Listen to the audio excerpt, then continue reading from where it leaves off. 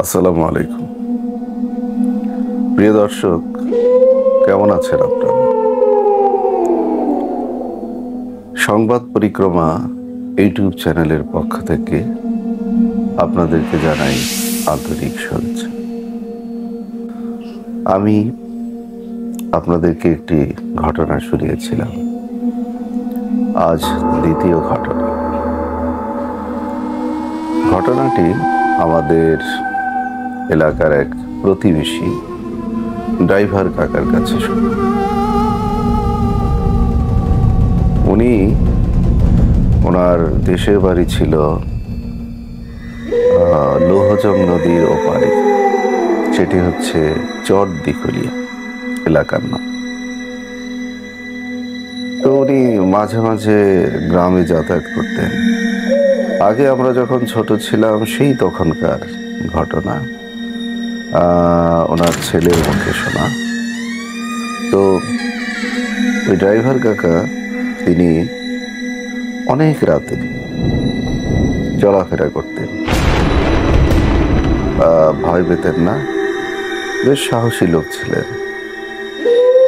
তো এমন একটি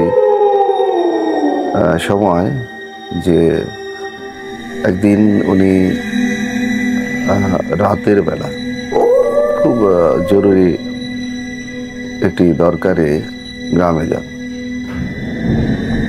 গ্রামের বাড়িতে তখন তো আপনার ওই ছিল না, বিদ্যুৎ ছিল না গ্রামে। তো উনি রাত করেই রওনা দেন কোন একটি বিশেষ কাজে। ওনার দেশের বাড়িতে সমস্যা হয়েছিল, সেই কারণে ওই রাতেই রওনা দেওয়ার পর ওই যে আমি বললাম না যে লৌহজং নদী, ওই লৌহজং নদীর তখন মানে শুকনা মৌসুম ছিল, পানি একবারে শুকিয়ে গেছে, সামান্য পানি, পায়ের আপনার তলা ভিজে যায় এরকম পানি, সামান্য বললেই চলে, অতি সামান্য পানি। তো উনি রাত করে রওনা হলেন এবং সেই নদীর ধারে গিয়ে যখন হেঁটে যাচ্ছেন, তো হঠাৎ উনি শুনতে পেলেন মাটি কাটার শব্দ। মাটি কাটার শব্দ এত রাতে, তখন তো ধরুন তখন রাত্রি 10টা-11টা, মানে অনেক রাত। আর যেহেতু গ্রামের বাড়িতে বিদ্যুৎ ছিল না, তখন কিন্তু মানুষ একেবারে সন্ধেবেলায় ঘুমিয়ে পড়ত, খেয়ে দিয়ে বেশি রাত করতো না গ্রামের মানুষ। উনি রওনা দিয়েছেন, ওই নদী দিয়ে যখন হেঁটে যাচ্ছে, বললাম তো যে সামান্য পানি ছিল, পায়ের তলাটা ভিজে যেত এরকম পানি। যেতে যেতে যখন শব্দ শুনলেন মাটি কাটার, ওপারে, এপার থেকে উনি হেঁটে যাচ্ছে, ওপারে শব্দ হচ্ছে। উনি অবাক হলেন যে এত রাতে মাটি কাটার শব্দ। তো যখন উনি হেঁটে, নদীটা বেশ চওড়া ছিল না, ছোটখাটো নদী, তো যখন ওপারে চলে গেলেন, তখন উনি সামান্য জ্যোৎস্নার আলোয় দেখতে পেলেন যে একটা লোক, উস্কো খুস্কো, মাথার চুল, সারা শরীরে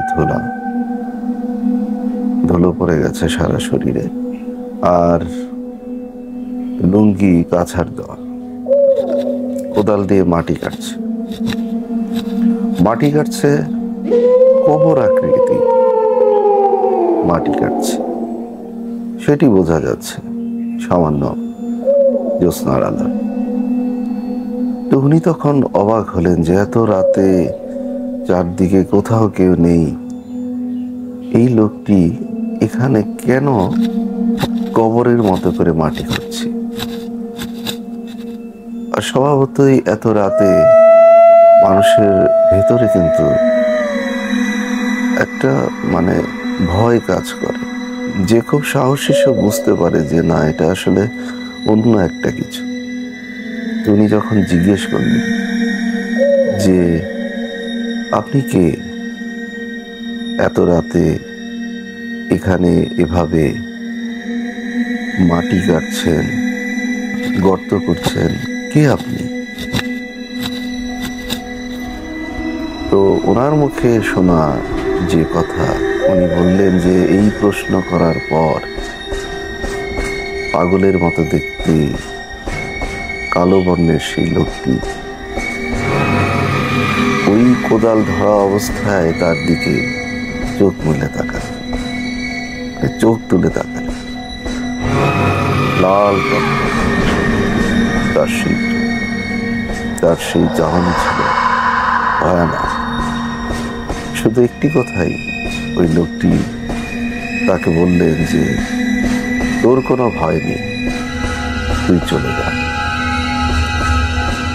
আচ্ছা দর্শক, আপনারাই বলুন, এত রাতে এরকম একটি উদ্ভ্রান্ত ভয়ানক একটি লোক, যার চেহারা, যার চাহনি, সে যখন বলবে যে তোর কোনো ভয় নেই, তুই চলে যা, একথা শোনার পর তার ভাবভঙ্গি দেখে নির্জন একটি রাতে অন্ধকার